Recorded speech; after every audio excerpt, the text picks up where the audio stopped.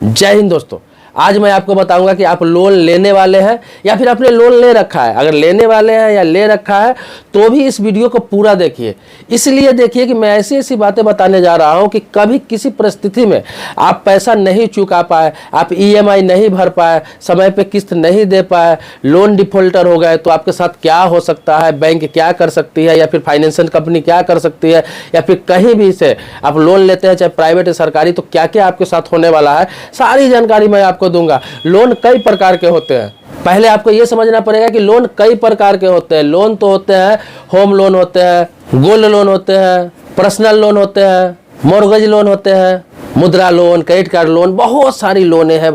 अगर इसमें से किसी प्रकार का आपने लोन ले रखा है या फिर लेने वाले हैं तो आपको बताऊंगा ये कि अगर लोन नहीं चुका पाए, बहुत सारे कार लोन भी लेते हैं, सामान भी लोन पर आजकल लेते हैं, बाइक भी लोन पर लेते हैं, तो आप चुका नहीं पाते हैं तो क्या क्या कंडीशन होता है, कितना दिन पैसा नहीं देंगे तो क्या आपके साथ हो सकता है, सारी जानकारी दूंगा। इसके लिए आपको करना क्या पड़ेगा, थोड़ा टाइम निकालना पड़ेगा, थोड़ा सा टाइम निकाल के पूरा वीडियो देखना पड़ेगा, क्योंकि जब तक पूरा वीडियो नहीं देखेंगे आप समझ नहीं पाएंगे कि लोन वालों के साथ क्या होता है, लोन नहीं चुकाने के बाद क्या स्थिति होती है, क्या कानूनी प्रक्रिया होती है।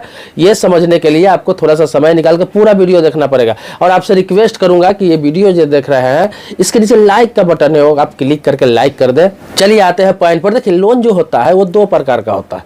लोन दो प्रकार का होता है, एक सिक्योर्ड लोन, एक अनसिक्योर्ड लोन। प्रकार दो है, एक सिक्योर लोन का, एक अनसिक्योर लोन का। दो ही लोन का प्रकार होता है। अब अनसिक्योर लोन में कौन सा प्रकार आता है और सिक्योर लोन में कौन सा प्रकार आता है ये जान लीजिए पहले। देखिए, सिक्योर लोन जो होता है, सिक्योर लोन होता है जिसमें आ जाता है आपका होम लोन।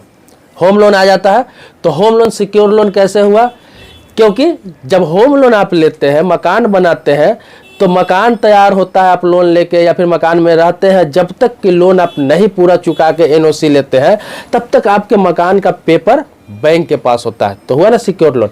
मतलब बैंक को जहां सिक्योर लगेगा उसे सिक्योर लोन कहते हैं। इसके अलावा बता दूं आपको, गोल्ड लोन लेते हैं, मतलब सोने पे लोन लेते हैं, तो आप सोना रख के लोन लेते हैं तो सिक्योर लोन हो गया।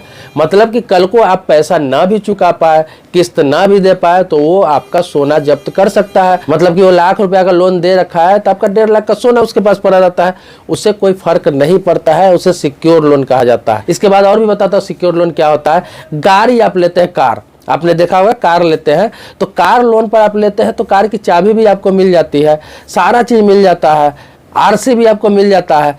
लेकिन वो गाड़ी जो है वो बैंक के नाम ही होता है, बैंक के अंडर में ही होता है या फाइनेंस कंपनी के ही अंडर में होता है। आप आरसी पर देखेंगे तो नीचे में लिखा रहता है बैंक का नाम या फिर फाइनेंस कंपनी का नाम, फाइनेंसर का नाम नीचे जरूर लिखा रहेगा आपके आरसी में, जिससे साफ साफ पता चलता है कि ये गाड़ी फाइनेंस पर ली गई हुई है।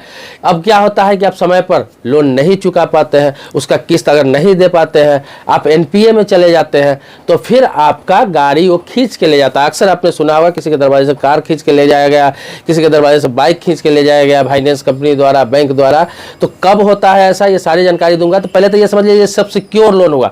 मतलब कि आपका डोर उसके हाथ में होता है, आपकी प्रॉपर्टी उसके हाथ में होता है, सिर्फ आप उसे यूज कर रहे होते हैं उस पैसे का, और उसके हाथ में डोर होता है। जब चाहे वो आपका सामान जब्त कर सकता है, आपका सामान बेच सकता है, आपका सामान खींच सकता है। तो ये सिक्योर लोन हो गया। अब समझिए अनसिक्योर लोन क्या होता है। अनसिक्योर लोन वो होता है जो आपसे बिना कुछ लिए, बिना कुछ आपका रखे बैंक लोन दे दे, वो बैंक के लिए अनसिक्योर लोन होता है। जैसे मैं आपको बता दूं, पर्सनल लोन आप लेते हैं, कहीं जॉब कर रहे हैं, जॉब के आधार पे आपको मिल जाता है पर्सनल लोन, 50,000 मिल जाता है, 1 लाख मिल जाता है। तो बैंक या कोई कंपनी इसलिए आपको लोन देती है कि जॉब कर रहा है, इतनी सैलरी है, उस आधार पर आपका 6 महीना का ट्रांजेक्शन देखकर, स्टेटस देख के आपको दे दिया जाता है। और बैंक इस आधार पर दे देती है कि जॉब कर रहा है तो बंदा पैसा देगा ही देगा, सैलरी आएगी, पैसा उसमें से काट लेंगे, लेकिन आपका कुछ वहां पर जमा नहीं होता है, बैंक के पास आपका कुछ जमा नहीं होता है, सिर्फ और सिर्फ जॉब के भरोसे मिल जाता है। लेकिन कल होकर आपकी जॉब चली जाती है या फिर किसी प्रकार का मुसीबत आपको आ जाता है, आपकी तबीयत खराब हो जाती है, आप हॉस्पिटलाइज हो जाते हैं, कोई हादसा हो जाता है, एक्सीडेंट हो जाता है, घरेलू प्रॉब्लम हो जाता है, घरेलू समस्या हो जाता है, आप लोन नहीं चुका पाते हैं, तो बैंक क्या कर सकती है, मैं उसी के बारे में आगे चर्चा करूंगा।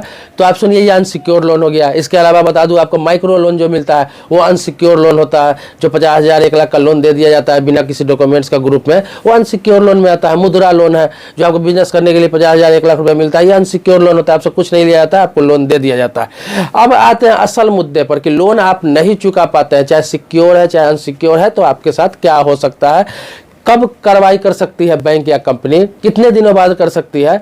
तो मैं आपको बता दूं कि सिक्योर लोन जो है, जिसे सुरक्षित लोन कहते हैं, जिसमें आपका जमा है, जैसे मैंने बताया कि home loan, car loan, gold loan, आपका वहाँ कुछ न कुछ जमा है, पेपर जमा है घर का, या फिर गाड़ी फाइनेंस हुआ है तो गाड़ी उसी के अंडर में है, आपके आरसी तक में लिखा हुआ है, वहाँ पर भी एग्रीमेंट बना हुआ है कि गाड़ी उसी के अंडर में चल रहा है जब तक कि लोन आप नहीं दे रहे हैं। या फिर प्रॉपर्टी लोन हुआ, प्रॉपर्टी का पेपर रख के आपने लोन लिया है, या फिर गोल्ड लोन हुआ, सोना वहाँ पे पड़ा हुआ है आपको। तो ये तो मैंने आपको बताया कि इसको नहीं देते हैं तो ये आपको जब्त कर लेगी, ठीक है, जब्त कर लेगी। लेकिन कब? ये होता क्या है कि 3 महीने का इंस्टॉलमेंट, 3 महीने का इंस्टॉलमेंट आप जमा नहीं करते हैं, किस्त जमा नहीं करते हैं, ईएमआई जमा नहीं करते हैं, तो बैंक कार्रवाई करती है या फाइनेंस कंपनी कार्रवाई करती है। जैसे मैं आपको बता दूं, आपने लोन लिया, आपका इंस्टॉलमेंट जा रहा है, किस्त जा रहा है हर महीने, चाहे 2-4 दिन 1 दिन लेट हो, सही, लेकिन जा रहा है, कोई दिक्कत नहीं है। लेकिन किसी कारणवश 1 महीना आप ईएमआई नहीं भर पाए, दूसरे महीना भी नहीं भर पाए, मजबूरी आ गया, तीसरे महीना भी नहीं भर पाए, मजबूरी आ गया, तो 3 महीना अगर नहीं देते हैं आप किस्त, कोई भी लोन का किस्त, चाहे सिक्योर हो चाहे अनसिक्योर हो, 3 महीना तक आपका किस्त नहीं जाता है तो आपका लोन एनपीए में चला जाता है। तो एनपीए में जाने का मतलब है कि बैंक के पास ये अधिकार हो जाता है कि अब वो आप पे कार्रवाई कर सकती है। तो बैंक की तरफ से लगातार कॉल आएगा, प्रेशर आएगा जमा करने के लिए, आपको तरह तरह की बातें की जाएगी, आपको डराया जाएगा। आप नहीं फिर भी देंगे तो 3 महीने बाद, मैंने आपको बताया कि 3 महीना का ही समय होता है, 3 महीना किस्त आप नहीं देंगे, 90 दिन किस्त नहीं देंगे, तो फिर होगा क्या कि उसके बाद आपको तो प्रेशर करेगा 2-4 दिन, आपके घर पर आके आपसे बात करने के लिए भी, पदाधिकारी को भेजने के लिए भी आपको धमकाया जाएगा। लेकिन फिर भी आपके कान में जूं नहीं लगेगा तो आपको नोटिस दिया जाएगा, एक नोटिस दिया जाएगा कि आपका जो लोन है वो एनपीए में चला गया है, एनपीए में चला गया है। अब क्या होगा कि आपकी संपत्ति जब्त की जाएगी या नीलाम की जाएगी। जैसे कार है आपके पास, तो कार तो खींच के ले जाता है, 3 महीने के बाद उसको अधिकार मिल जाता है, आपका कार वापस वो मंगा सकता है, आपकी बाइक वापस वो मंगा सकता है, मंगा क्या सकता है, बहुत सारे लोगों को खींच के ले भी जाते हैं। लेकिन आप 1 महीने का भी फिर जमा कर देते हैं, 2 महीने का भी ईएमआई जमा कर देते हैं, तो आपको रोक दिया जाता है, एनपीए से बाहर आ जाते हैं आप। लेकिन 3 महीना के नहीं देंगे तो कार्रवाई हो जाती है। गोल्ड लोन है तो आपको नोटिस देके गोल्ड आपका जब्त कर लिया जाता है, या फिर हाउसिंग लोन है तो आपको नोटिस किया जाएगा, मतलब कि फाइनल नोटिस 4थे महीने में आपको मिल जाएगा। उसके बाद फिर 1 महीना आपको और समय मिलेगा, मिला जुला के आपको 5 महीने का समय मिलता है। बीच में बहुत टॉर्चर किया जाएगा, बहुत ऑप्शन दिया जाएगा, आपसे बात करने की कोशिश की जाएगी, आपको समझाया जाएगा कि कहीं से व्यवस्था करके आप करिए। लेकिन 4 महीने का समय दिया जाएगा। 5वें महीने में बैंक जो है या फाइनेंस कंपनी वो प्रक्रिया में लग जाती है, पब्लिक नोटिस निकाल देगी, अखबार में पब्लिक नोटिस निकाल देगी नीलाम करने के लिए। बहुत सारे लोग आ जाते हैं लेने के लिए, इतना सस्ता में, उसको तो इतना ही चाहिए जितना उसका लोन है, उससे थोड़ा बहुत बढ़ा के वो बेच देगी, थोड़ा बहुत पैसा बचेगी तो आपको वापस भी कर सकती है। तो ये होम लोन में होता है, बाकी में तो सामान जब्त कर लिया जाता है। अब रही बात अनसिक्योर लोन की, अनसिक्योर लोन में भी वही सिस्टम है। अनसिक्योर लोन में भी आप 1 महीना नहीं जाता है आपका ईएमआई, अनसिक्योर लोन में ज्यादा प्रेशर किया जाता है। उसको पता है कि मेरे पास कुछ जमा नहीं है, बैंक को पता है, फाइनेंस कंपनी को पता है कि मेरे पास कुछ जमा है नहीं, हम क्या कर सकते हैं, तो उसका 1 महीना भी ईएमआई नहीं जाएगा, 2 महीना भी ईएमआई नहीं जाएगा, तो आपको प्रेशर किया जाता है, फोन पर तरह तरह की बातें की जाती है, आपको धमकाया जाता है, यहाँ तक कि गाली गलौज किया जाता है। आपने देखा होगा जो पर्सनल लोन जिन्होंने ले रखा है उसको बहुत प्रेशर किया जाता है, उसको बेइज्जती किया जाता है। जो माइक्रो लोन ले रखे हैं, मुद्रा लोन ले रखे हैं, तो इन लोगों को बहुत ही जलील किया जाता है। पता है क्यों? या फिर आप फाइनेंस कंपनी से, किसी भी फाइनेंस कंपनी से, प्राइवेट कंपनी से भी आपने अगर लोन ले रखा है जो अनसिक्योर है, तो आप पर बहुत ज्यादा प्रेशर किया जाता है। उसको पता है कि इसने कुछ जमा नहीं कर रखा है, मैं क्या कर सकता हूं इसका। तो इससे क्या होगा कि तब भी आप पैसा नहीं देते हैं और वो एनपीए में चला जाता है। उसके बाद उसका उम्मीद खत्म हो जाता है, तो आपका तो कुछ वहां है नहीं कि जब्त करेगी। तो होता क्या है कि वो क्या करती है, आपका सिविल खराब कर देती है। सिविल मतलब कि कोई भी फाइनेंस कंपनी या बैंक, ये सिक्योर और अनसिक्योर दोनों मामले में सुरक्षित और असुरक्षित दोनों लोन है, चाहे कार लोन हो, होम लोन हो, जो मैंने कहा कि आपका मोर्गेज हो जाता है, सामान जब्त कर लेता है, सामान जब्त तो करता ही है, मोर्गेज हो ही जाता है, उसके बाद सिविल डिपार्टमेंट में आपका रिपोर्ट भेज के आपका सिविल खराब कर दिया जाता है। कि सिविल खराब होने से क्या होता है कि भविष्य में आपको कहीं भी लोन नहीं मिलेगा, दूसरा जिंदगी में कहीं भी कभी भी कोई लोन नहीं मिलेगा, आपको ब्लैक लिस्टेड कर दिया जाता है। आप डिफॉल्टर होते हैं तो ब्लैक लिस्टेड कर दिया जाता है, लेकिन आप एनपीए में आपका चला जाता है, लेकिन फिर आप पैसा जमा कर देते हैं और धीरे धीरे करके चुकाते रहते हैं, आपका लोन चलता रहता है, तो सिविल एक समय में ठीक भी हो जाता है, क्योंकि लास्ट में आपने पैसा दे दिया, उसका चुका दिया, भले ही लेट ही सही, लेट होता है तो सिविल आपका खराब होता है, फिर सुधर भी जाता है, बाद में सही होते हैं, सही समय पर पैसा देते हैं, तो फिर आप टाइम टाइम पर ईएमआई भरने लगते हैं, किस्त भरने लगते हैं, तो फिर आपका सिविल सही हो जाता है।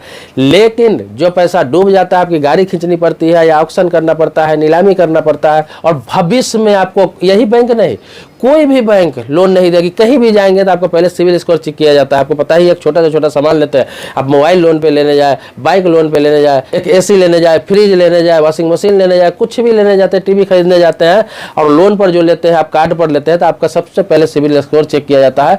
सिविल आपका ब्लैक लिस्टेड रहेगा या सिविल खराब रहेगा तो आपको सामान नहीं दिया जाता है, कभी भी भविष्य में लोन नहीं मिलेगा, ये नुकसान होता है। तो ऐसे कोशिश करें समय पर ही ईएमआई भरे, लेकिन ईएमआई अगर समय पर नहीं भर पा रहे हैं तो आपके लिए ऑप्शन बताया हो कि 3 महीने कभी नहीं पार होने दे। अगर हो भी जाता है तो 3 महीना जैसे होता है तो 1 महीने का भी जरूर इंस्टॉलमेंट जमा कर दे। ये चक्कर में ना रहे कि 3 महीना का होगा मेरे पास तो जमा करूंगा, नहीं होगा तो फिर क्या होगा। आप 1 महीना का भी जमा करके एनपीए खत्म कर सकते हैं। बहुत सारे लोगों को पता नहीं, बहुत सारे लोग जानते हैं कि 4 किस्त हो गया, 5 किस्त हो गया, पूरा जमा करना पड़ेगा, ऐसा कुछ भी नहीं है। आप 1 किस्त भी जमा कर देते हैं, 3 महीने का आपका गिरा हुआ है, तो आपका एनपीए से बाहर चला जाता है, आपको किसी प्रकार का डर नहीं रहता है, और धीरे धीरे करके आप मेंटेन कर ले, पूरा ईएमआई समय समय पर देने लगे, फिर आपकी दिक्कत खत्म हो जाती है। तो दोस्तों, इससे संबंधित या किसी प्रकार का कोई भी सवाल आपके मन में है, कुछ पूछना है, कुछ जानना है, या फिर इस प्रकार का और वीडियो चाहते हैं, किसी नए टॉपिक पर चाहते हैं, बैंकिंग से संबंधित, कानून से संबंधित, किसी सरकारी योजना से संबंधित, मोटिवेशनल, सोशल, पॉलिटिकल, किसी प्रकार का कोई वीडियो हमसे चाहते हैं, कुछ जानकारी चाहते हैं, तो आप कमेंट बॉक्स में लिखेंगे तो मैं उस टॉपिक पर वीडियो जरूर बनाऊंगा। क्योंकि जो भी वीडियो बनाता हूँ किसी न किसी के टॉपिक पर बनाता हूँ, आप लोगों की जानकारी के लिए बनाता हूँ। तो आपसे आग्रह है कि आप कमेंट बॉक्स में अपनी बात जरूर रखेंगे, और मेरे चैनल पर नए हैं, पहली बार आप आए हैं तो चैनल को सब्सक्राइब कर लीजिए, बगल में बेल घंटी वो भी दबा लीजिए। लेकिन मेरे चैनल पर आप पुराने हैं, पहले से वीडियो देख रहे हैं, सब्सक्राइब कर रखा है आपने, तो इसके लिए कोटि कोटि धन्यवाद देता हूं, आपका आभारी हूं आपका। मिलते हैं नेक्स्ट वीडियो में, ऐसे ही प्यार बनाए रखें, तब तक के लिए शुक्रिया, धन्यवाद, जय हिंद दोस्तों।